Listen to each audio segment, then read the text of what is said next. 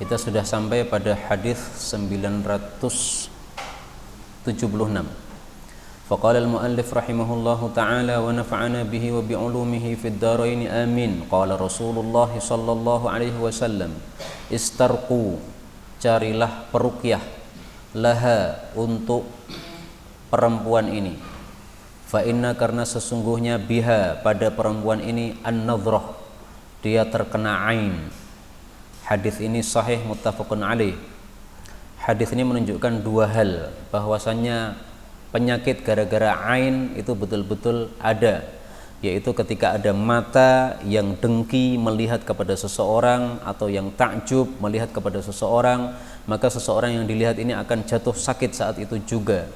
Nah, waktu itu Nabi SAW melihat ada seorang wanita wajahnya pucat, maka Nabi mengatakan, ini tolong dicarikan peruqyah karena dia terkena ain. Nah, ain itu menurut para ulama tidak hanya bisa datang dari manusia, tapi juga bisa datang dari jin. Jadi jin melihat seseorang dengan dengki bisa tiba-tiba sakit. Nah, kalau kita mengetahui siapa yang menyebabkan ain, gampang.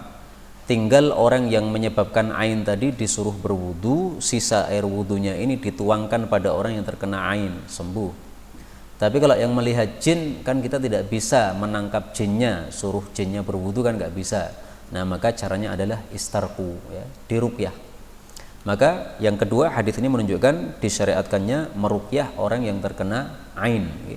Kalau kita tidak tahu siapa penyebab ain ini siapa, nah solusinya ruqyah.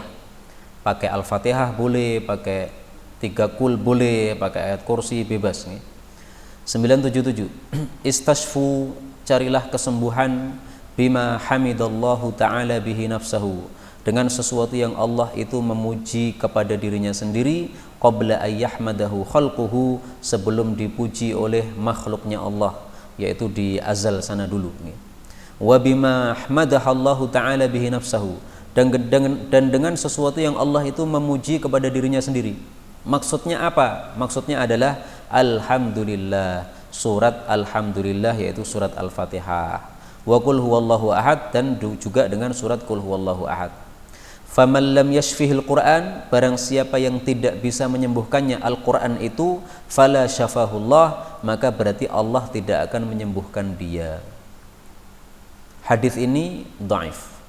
Hadis ini maksudnya adalah menyuruh kita untuk mengobati diri dengan membaca 2 surat, Al-Fatihah sama Al-Ikhlas.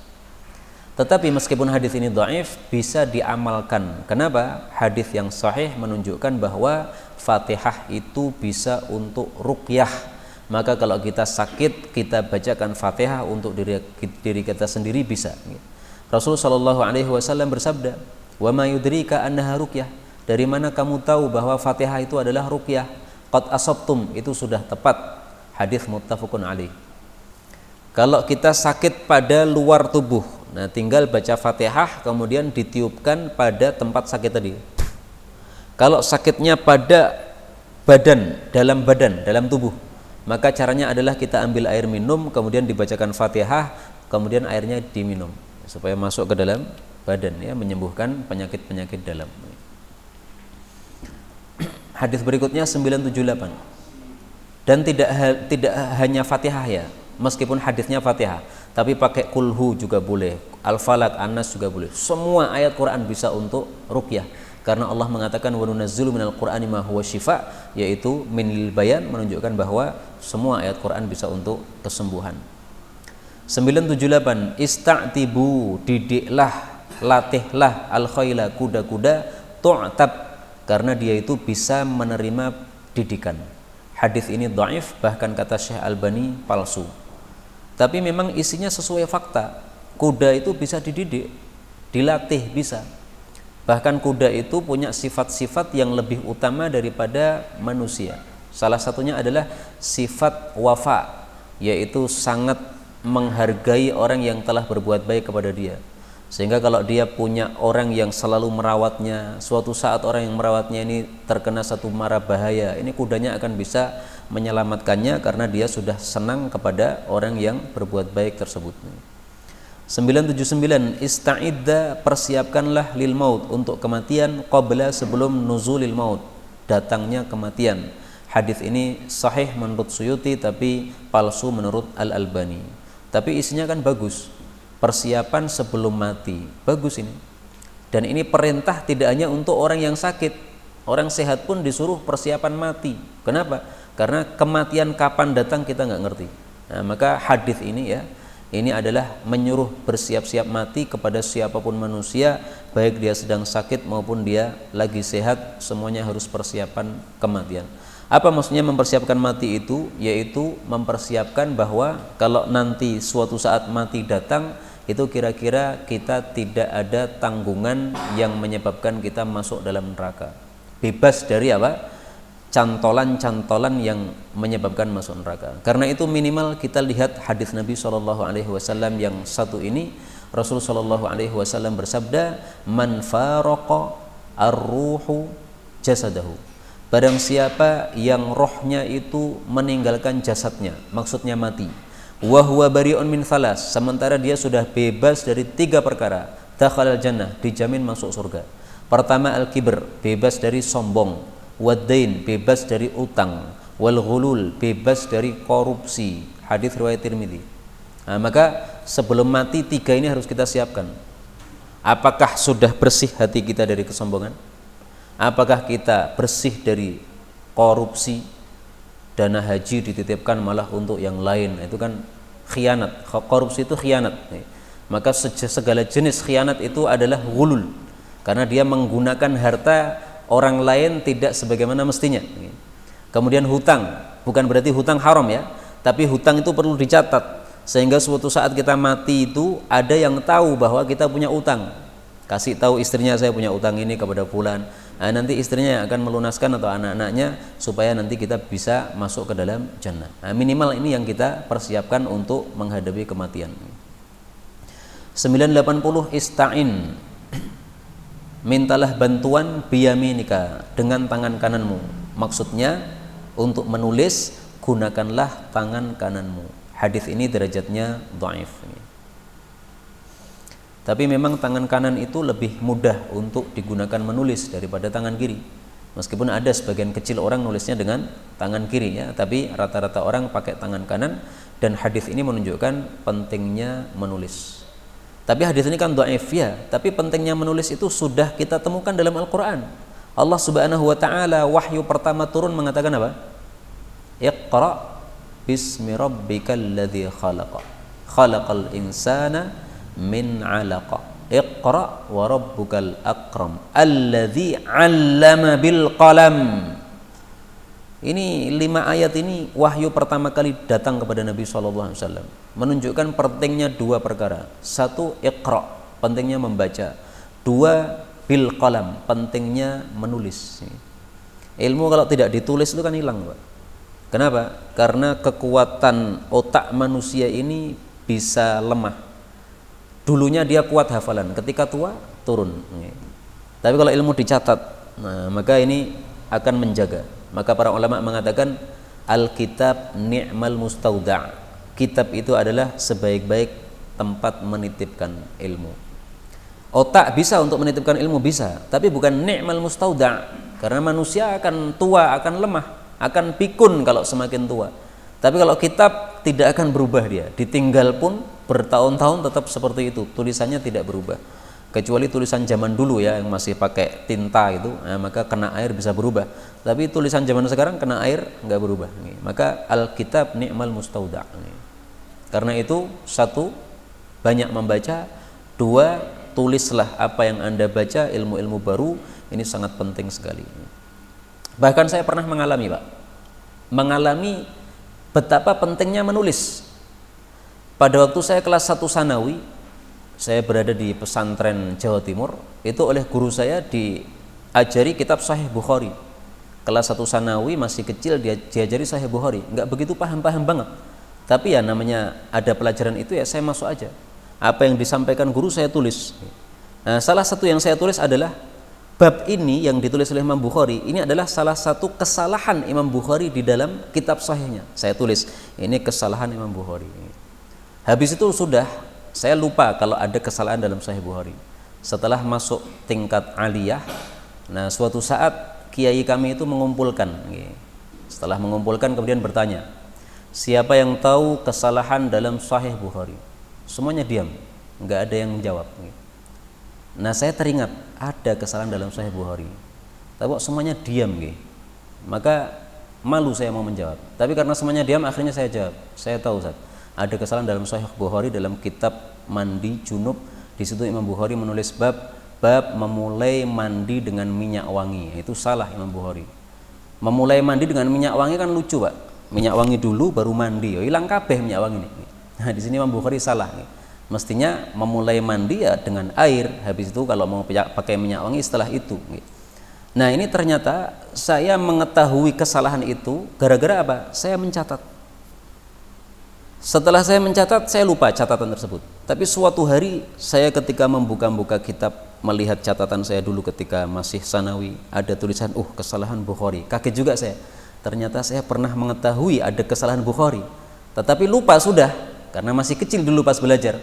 Begitu membaca ingat lagi. Nah, begitu ditanya bisa menjawab, alhamdulillah. Ini menunjukkan pentingnya menulis. 981. Ista'idu billah, berlindunglah kepada Allah, min tama'in, dari rakus, yahdi, yang menghantarkan, ila taba'in, kepada watak yang jelek. Jadi rakus itu bisa menghantarkan kepada watak yang buruk. Wa min tama'in, dan dari rakus, yahdi, yang menghantarkan, ila, kepada ghairi matma', sesuatu yang tidak bisa dicapai. Artinya saking rakusnya dia mengharapkan sesuatu yang tidak masuk akal. Wa min tama'in, dan dari tamak, rakus, haitsu la matma', pada tempat yang tidak ada harapan. Artinya yang lebih mustahil lagi. Jadi rakus itu kalau dilanjutkan nanti rakus kepada sesuatu yang susah dicapai, akibatnya berikutnya rakus kepada sesuatu yang sama sekali mustahil. Tapi hadis ini derajatnya dhaif menurut Al-Albani, ya, meskipun sahih menurut Suyuti. Tapi memang rakus itu tidak bagus, kecuali rakus terhadap kebaikan. 982. Ista'idu billah, berlindunglah kepada Allah, min syarri, dari keburukan jaril muqam, tetangga yang tinggal bersama kita. Fa inna, karena jarul musafir, tetangga yang musafir, tetangga ketika safar, idza syaa ayuzayil, kalau dia itu ingin untuk memisainya, zayala, dia bisa memisai. Tapi kalau tetangga yang tinggal bersama kita tidak bisa kita pisai, karena selalu bertemu dengan kita. Dan hadis ini sahih menurut Al-Imam Al-Albani. Jarul muqam, tetangga yang tinggal bersama kita, itu mencakup teman dekat, mencakup tetangga sebelah, tetangga rumah, mencakup juga istri, mencakup juga pembantu. Maka kalau ada orang-orang yang jelek sekitar kita ini segera dijauhi. Punya pembantu jelek, tidak amanah, segera dilepas, jangan dijaga, jelek kok. Kecuali kalau memang niatan untuk mendidik orang jelek ini supaya bagus, ya silahkan. Tapi kalau tidak ada niatan itu, segera dilepas, ganti pembantu yang lain yang amanah. 983. Ista'idu billah, berlindunglah kepada Allah, minal ain, dari ain, penyakit tadi, ya, gara-gara mata yang melihat dengan iri atau melihat dengan takjub. Fa innal aina, karena ain itu hakun, adalah hak, yaitu betul-betul ada. Hadis ini sahih. Hadis ini menunjukkan bahwa ain itu memang betul-betul ada, tetapi bukan karena kekuatan orang yang melihat itu sendiri, tapi karena izin dari Allah. Seandainya Allah tidak mengizinkan bahwa orang yang dengki tadi menyebabkan ada penyakit terhadap orang yang dilihat, tidak akan terjadi. Tapi Allah takdirkan. Dan ini takdir Allah seperti ini tujuannya supaya kita menghindari orang-orang yang dengki, dan supaya kita menghindari sifat dengki. Karena kalau kita punya sifat dengki, melihat kepada orang yang kita dengki kepadanya, bisa menyebabkan madarat terhadap dia, itu berarti dosanya balik ke kita. Nah, jangan begitu, karena kalau dosa balik kepada kita jadi numpuk-numpuk dosa. Maka diajari oleh Nabi SAW supaya menghindari sifat dengki ini. Hadis berikutnya 984. Ista'idu billah, berlindunglah kepada Allah, minal faqri, dari kefakiran, wal ailah, yang disertai dengan banyaknya tanggungan. Jadi wa di sini artinya ma'a. Fakir disertai atau plus banyak tanggungan. Wa min an tadzlimu, dan dari kalian itu berbuat zalim, au tudzlamu, atau kalian itu dizalimi. Jadi kita disuruh berlindung dari 3 perkara ini. Fakir plus banyak tanggungan. Artinya kalau fakir tapi sedikit tanggungan masih mending. Kenapa? Karena kesusahannya tidak banyak. Imam Ahmad itu anaknya cuma 2, Pak. Istrinya cuma 1. Maka ketika beliau ditanya, wahai Imam, menikah lagi? Nah, maka beliau mengatakan adamul adamul iyali, tidak adanya tanggungan yang banyak, ahadul yusrain, itu adalah salah satu dari 2 kemudahan. Nah, maka saya pilih nikah 1, anaknya 2, tidak usah nikah 4, anaknya 40, supaya lebih mudah. Tapi ini cocok untuk Imam Ahmad ya, karena beliau itu sibuk dengan ilmu. Nah, kalau sibuk dengan ilmu, anak 1 rewel, anak 1 nakal, anak 1 nangis, kan susah nih. Ilmunya udah hilang kabeh. Tapi kalau untuk kita yang tidak sibuk dengan ilmu, sibuk dengan anak nggak apa-apa. Jadi anaknya banyak nggak apa-apa. Kita itu nggak pernah sibuk dengan ilmu, toh. Paling pengajian sepekan sekali, toh, tur ngantuk sisan. Nah, maka nggak cocok untuk apa? Untuk kita beralasan seperti Imam Ahmad itu. Ya, kadang-kadang kita sedikit ketawa supaya nggak ngantuk ya, bukan menyindir siapa-siapa, enggak apa-apa tidur di sini, nggak apa-apa, nggak dosa. Tapi jangan terus-terusan ngoten li. 985. Ista'inu, minta tolonglah, ala injahi, untuk mensukseskan al hawaij, hajat-hajatmu, bil kitman, dengan menyembunyikan hajat tadi. Fa inna, karena sesungguhnya kulladzi ni'mah, setiap orang yang punya kenikmatan itu pasti mahsud, akan didengki oleh orang lain, akan ada orang lain yang lain dengki kepadanya. Hadis ini sahih menurut Al-Albani. Maksudnya kalau kita punya hajat itu jangan dicerita-ceritakan. Para ulama mengatakan orang yang berakal itu kalau punya hajat, kalau punya musyawarah itu pasti akan disembunyikan, nggak dicerita-ceritakan. Hasil musyawarah jangan dicerita-ceritakan. Ceritakan nanti kalau sudah saatnya. Mau ngelamar seorang wanita, cerita-cerita, saya mau ngelamar fulana. Nah, orang yang dengki pasti disi-isi. Oh, saat durunge kowe lamar tak lamar sih. Wong kaya yo ayu, aku yo seneng. Diam aja. Seolah-olah nggak ada apa-apa gitu. Tiba-tiba ada undangan, wah nikah yang kedua, wah ya nggak apa-apa kayak begitu. Tiba-tiba. 986. Ista'inu, minta tolonglah kalian, bita'amis sahar, dengan makanan sahur, ala siyamin nahar, untuk puasa di siang hari, wabil qailulah, dengan istirahat siang, ala qiyamil lail, untuk bisa qiyamul lail. Hadis ini didhaifkan oleh Al-Albani tetapi disahihkan oleh Suyuti. Tapi isinya ya benar. Supaya kita bisa puasa siang hari gimana? Makan sahur. Kalau nggak makan lemes nanti. Supaya kita bisa tahajud gimana? Istirahat siang. Itulah yang disebut qailulah. Qailulah itu istirahat siang hari, bisa sebelum zuhur, bisa setelah zuhur. Bebas, yang penting siang hari. Tidak harus tidur, yang penting istirahat. Menyebabkan badan kita jadi rehat, nah sehingga nanti ada kekuatan untuk qiyamul lail. Karena kalau ngedur selama siang hari ini, nanti malam hari sudah kelepek, nggak bisa apa-apa, tahajud nggak akan bisa. Hadis yang sahih tentang qailulah ada. Rasul sallallahu alaihi wasallam bersabda, qilu fa inna syayatina la taqilu.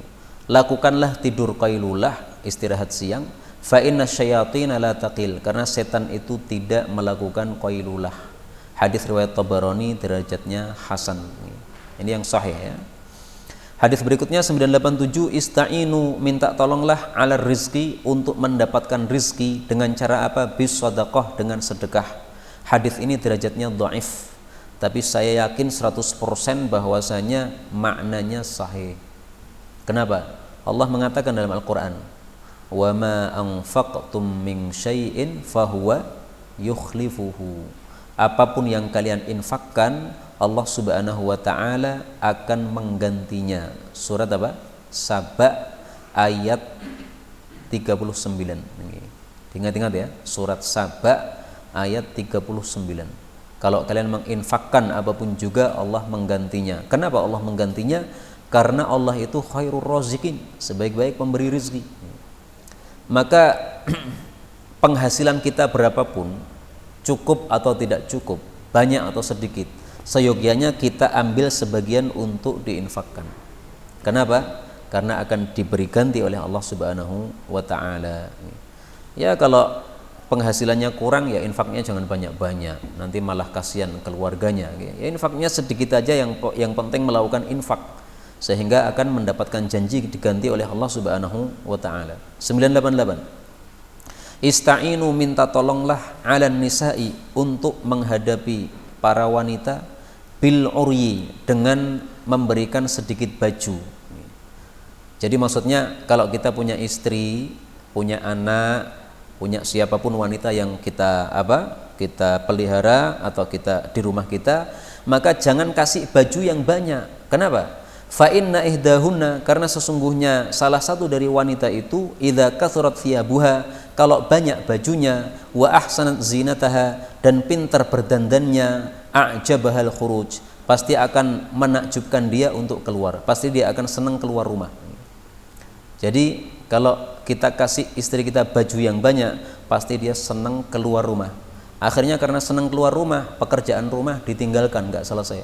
Nah, maka istri kasih baju sedikit aja, sesuai dengan keperluan. Hadis ini tetapi derajatnya apa? Dhaif. Nah, makanya ibu-ibu senang, wah hadisnya dhaif loh kayak. Ora aja dilakokke. Nah, kula nggih jujur niki, dhaif ya kondo dhaif nggih. Lah pripun melih? Pengennya nggih sahih, pengennya nggih. Kan bisa untuk senjata ku lho, aja kakean klambi kok seneng metu. 989. Istaghnu, merasa cukuplah bighina illah, dengan karunia dari Allah. Hadis ini dhaif. Maksudnya adalah merasa cukuplah dengan pemberian Allah sehingga jangan minta kepada selain Allah. Maksudnya begitu. Jadi kalau butuh apa itu jangan mikir manusia. Butuh apa itu mikirnya sama Allah. Punya utang, sudah jatuh tempo, sudah pekewo sama orang yang ngutangi, mikirnya pertama itu jangan manusia, mikir pertama Allah. Manusia itu dipikir nomor 2. Setelah kita berdoa kepada Allah, ya Allah saya punya masalah gini, baru setelah itu kita ikhtiar mikir kira-kira siapa yang bisa membantu saya. Nah termasuk kesalahan, kalau ada masalah kita langsung mikir manusia, itu salah. Itu berarti tidak merasa cukup dengan Allah, tapi merasa cukup dengan selain Allah. Padahal selain Allah itu tidak ada yang maha kaya. Yang maha kaya hanyalah Allah Subhanahu wa ta'ala. 990. Istaghnu, merasa cukuplah anin nasi, dari manusia, walau meskipun bisyausi, dengan rontokan as-siwaki, dari kayu siwak. Hadis ini sahih. Ini ada 2 tafsiran ya. Tafsiran pertama, merasa cukuplah dari para manusia meskipun hanya dengan sesuatu yang sangat sedikit yang kamu bisa makan. Kamu kelaparan, nggak bisa makan, kecuali yang dimakan adalah rontokan siwak, nggak ada makanan lain. Beras nggak punya, air untuk diminum nggak ada, adanya rontokan siwak. Ya sudah, rontokan siwak itu kamu makan untuk memenuhi perut kamu, supaya kamu tidak minta kepada manusia. Ini tafsiran pertama. Tafsiran yang kedua, merasa cukuplah dari para manusia meskipun dalam masalah rontokan siwak. Jadi misalnya minta bantuan kepada orang, tolong ini rontokan siwaknya dibersihkan. Boleh juga syausus siwak ini diartikan air untuk membersihkan siwak. Ada 2 terjemahan. Artinya tidak usah minta bantuan kepada manusia, tolong saya minta air untuk membersihkan siwak. Udah nggak usah minta tolong lah, cari sendiri air. Air di mana-mana ada. Jadi intinya jangan minta tolong kepada manusia. Kenapa? Karena manusia itu tidak disenangi kalau dia itu sering-sering minta tolong. Didik minta tolong. Aku apa ya iso.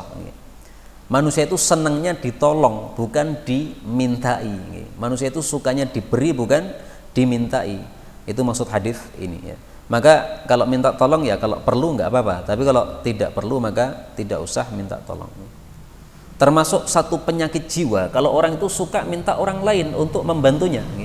Misalnya, tolong ambilkan sepatu. Loh, ambil sepatu sendiri kan bisa. Setelah sepatu diambilkan, tolong dipasangkan di kaki saya. Loh, masang sendiri kan bisa. Ada Pak orang penyakit jiwa kayak gitu, itu ada. Jadi dia itu sukanya itu memang semua itu digarap orang lain. Nah itu termasuk penyakit jiwa kayak gitu itu. Rasulullah SAW nggak begitu. Beliau istrinya 9, tapi beliau itu kalau ngambil sandal ngambil sendiri. Bahkan sandalnya kalau jebat putus serampatnya, itu beliau pasang sendiri. Beliau nggak minta kepada istrinya tolong serampat sandalnya ditalikan. Padahal istrinya 9 loh Pak. Istrinya 9 kan sebenarnya semua urusan selesai toh ya. Yang satu suruh masangkan sandal, yang satu suruh mijeti, yang satu suruh masangkan peci, serampung menengtok itu selesai. Tapi Nabi nggak pernah begitu. Nah, maka itu termasuk apa? Penyakit jiwa kayak gitu itu.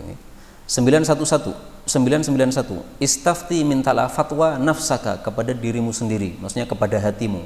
Wa in aftaka, meskipun memberi fatwa kepada engkau al-muftun, orang-orang yang memberi fatwa.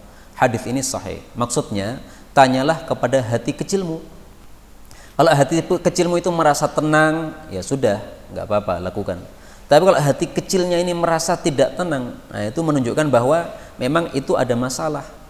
Contoh misalnya, ada orang tanya kepada saya, Ustaz, apa hukumnya beli motor botong? Maka saya balik bertanya, sebelum antum tanya sama saya, sudah tanya kepada Ustaz lain belum? Sudah katanya. Sama siapa? Ustaz Abdul Rashid Ba'asyir, anaknya Ustaz Abu Bakar Ba'asyir. Jawabannya apa? Jawaban beliau, istafti qalbaka. Kamu tanya sama hatimu sendiri, nggak usah tanya saya. Kamu itu beli motor botong, atine tenang apa enggak? Nggih, jane mboten tenang Ustaz. Ya wis rasa teko. Istafti nafsaka, ya. Tanya pada hatimu sendiri. Hatimu aja nggak tenang kok. Berarti itu bermasalah itu. Nggak usah beli motor botong. Kalau memang apa? Ada motor yang tidak botong. Kecuali kalau tidak ada motor selain yang botong, ya sudah. Adanya saya begitu. 992. Istafrihu, perbaguslah, percantiklah dohayakum, korban-korban Idul Adha kalian. Fa innaha, karena sesungguhnya dia itu matoyakum, akan menjadi tunggangan-tunggangan kalian alas sirat, di atas jembatan, yaitu sirat yang ada di atas neraka jahanam. Hadis ini tetapi derajatnya dhaif. Maka kesimpulannya, tidak ada satupun hadis sahih yang bicara tentang fadilah korban Idul Adha secara khusus. Kalau secara umum ada, ya. Nabi mengatakan tiada amalan yang lebih utama daripada amalan yang dilakukan pada 10 hari dari awal Dzulhijjah. Nah, kalau kita korbannya tanggal 10 Dzulhijjah, berarti termasuk amalan tersebut.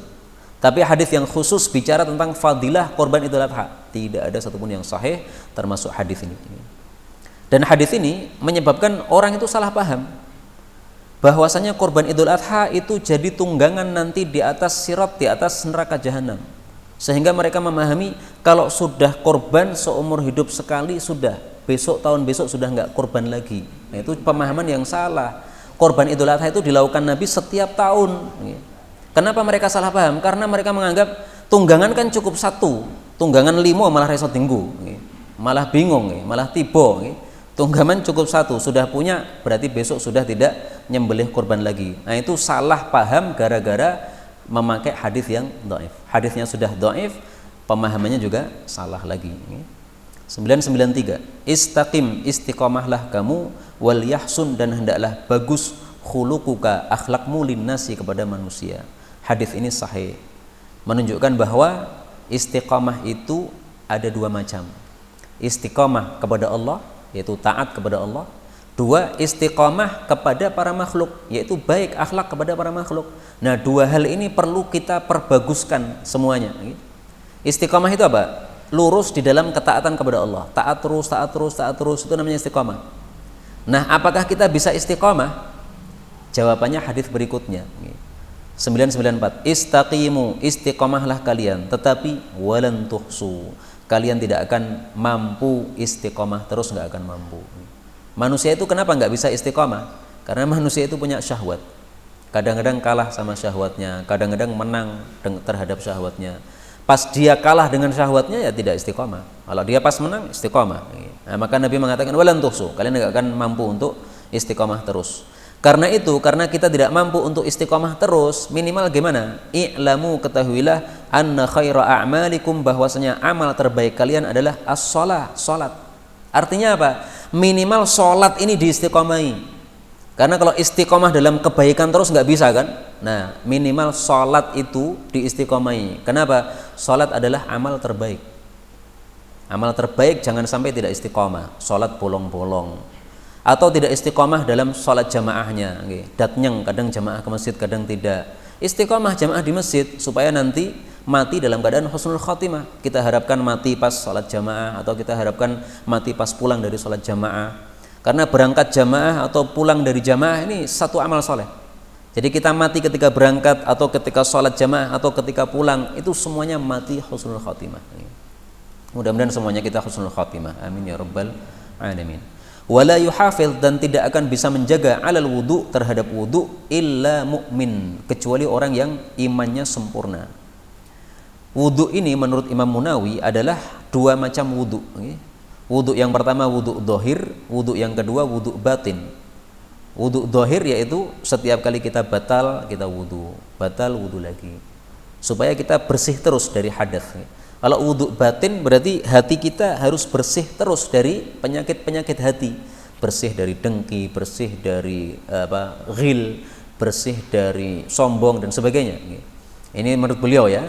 Tapi yang zahir bagi saya wallahu alam bisawab ya, namanya wudu itu yang disebut oleh syar'i adalah wudu yang kita kenal itu.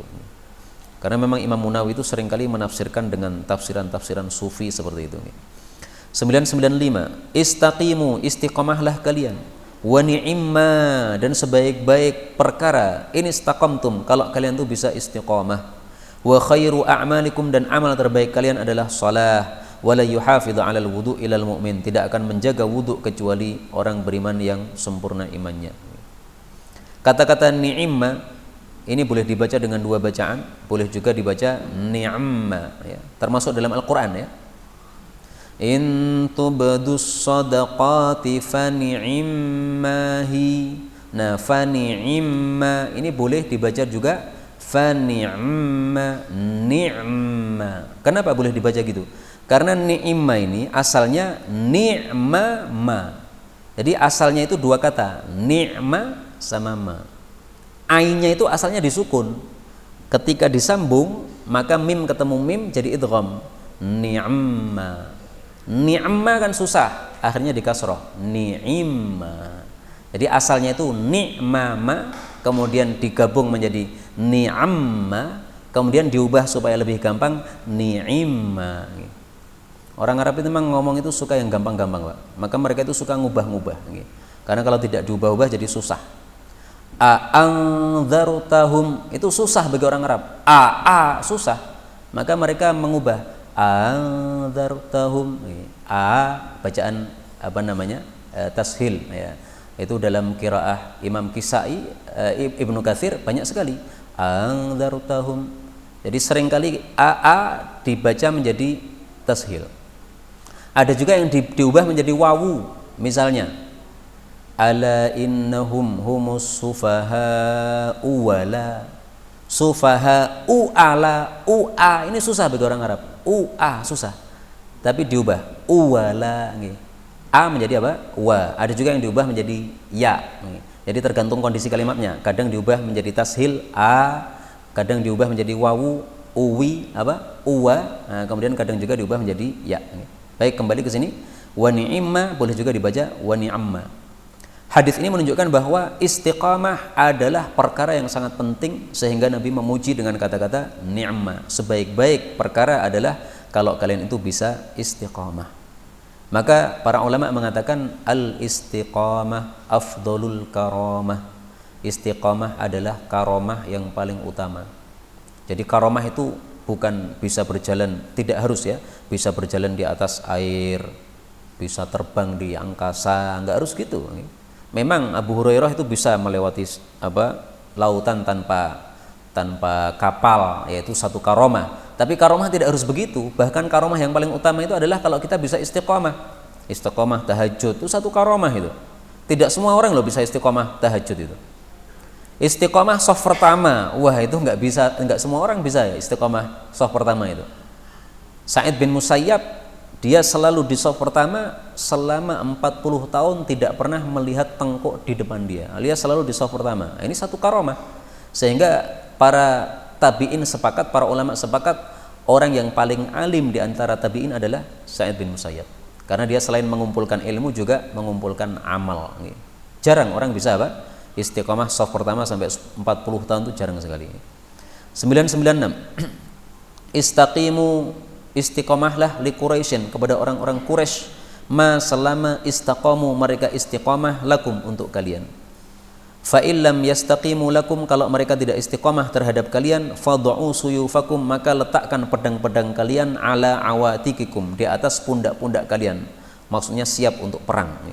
Thumma, kemudian abidu, ludeskanlah, hancurkanlah khadra'ahum, kumpulan mereka, kumpulan orang-orang Quraisy itu.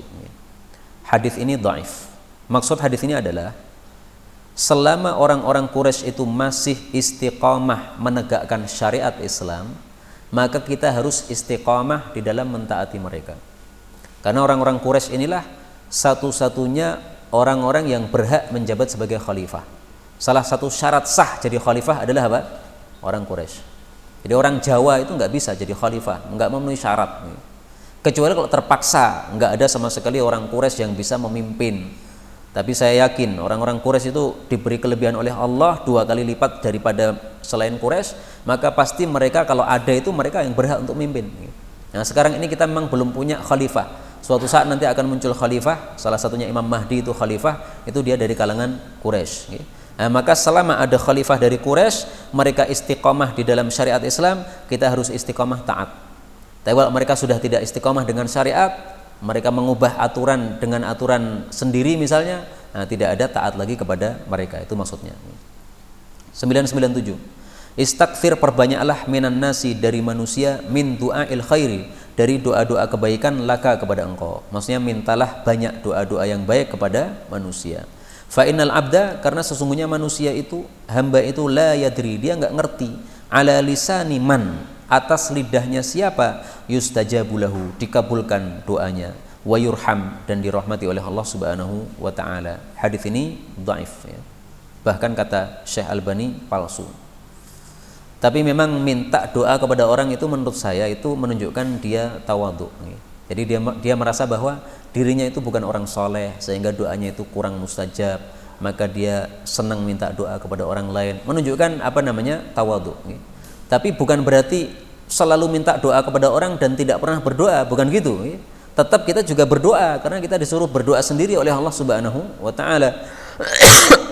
Tapi maksud saya, minta doa kepada orang itu salah satu bentuk apa? Sikap tawadhu, karena menunjukkan bahwa kita itu tidak memastikan bahwa diri kita adalah orang yang soleh. Maka dulu pernah ada seorang ulama sufi, Al-Karhi, Ma'ruf Al-Karhi. Dia sedang berjalan-jalan itu, tiba-tiba ada orang yang bagi minuman itu mengatakan, man yashrab rahimallahu man yashrab. Mudah-mudahan Allah merahmati orang yang mau minum dari minuman saya ini. Nah, jadi dia pengen pahala, maka dia bagi minuman di jalan. Maka Ma'ruf Al-Karhi ini berhenti di situ, minta minuman, diminum. Maka teman-temannya merasa heran, wahai imam, Anda kan lagi puasa ini, kenapa kok dibatalkan? Minuman biasa loh, ya, bukan jahe, bukan apa, minuman air putih biasa.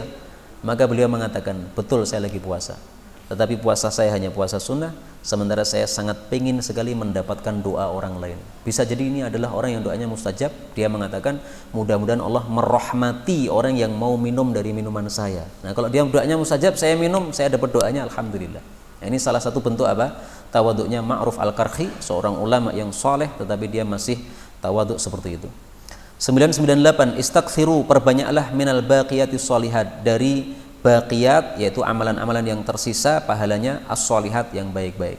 Apa itu al-baqiyatus sholihat? Tasbih, tahlil, tahmid, takbir, plus la haula wala quwata illa billah. Tapi sayangnya hadis ini derajatnya menurut Albani dhaif, meskipun sahih menurut yang lain. Al-baqiyatus sholihat ini sudah disebutkan dalam Al-Quran 2 kali, di dalam surat Al-Kahfi 1 kali, dan di dalam surat Maryam 1 kali. Tapi kita cari yang sahihnya, hadisnya. Kita tulis al-baqiyatus sholihat, terus tulis bawahnya sahih. Nah, kemudian dicari. Khudhu junnatakum minan nar, qulu subhanallah walhamdulillah wala ilaha illallah wallahu akbar. Fa innahunna ya'tina yaumal qiyamah muqaddimat mu'aqibat mujannibat wa hunnal baqiyatus sholihat. Jadi yang sahih adalah tasbih, tahmid, tahlil, takbir tanpa apa tadi? La haula wala quwata illa billah. Kalau ada tambahan la haula wala quwata illa billah ini yang dhaif menurut Al-Albani. Hadis berikutnya 999, istaghfiru, perbanyaklah minan ni'al, membawa sandal. Fa inna rajul, karena sesungguhnya orang itu la yazalu raqiban, tidak henti-hentinya dia berkendara, madama munta'ilan, selama dia masih bersandal. Hadis ini sahih. Maksudnya kalau orang safar maka hendaklah dia membawa sandal yang banyak. Karena kalau dia sandalnya satu rusak, dia bisa pakai sandal yang lain. Ini zaman dulu nggih, sandal-sandal masih apa?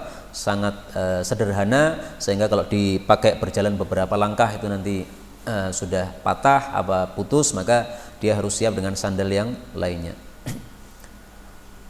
Apa yang dimaksud seseorang itu masih berkendara selama dia bersandal?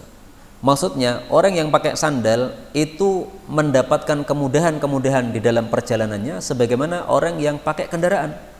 Kalau orang yang tidak pakai sandal itu mudah mendapatkan kesusahan karena duri, akhirnya dia tidak bisa berjalan lagi, harus istirahat. Seperti orang yang tidak punya kendaraan, tidak bisa berjalan.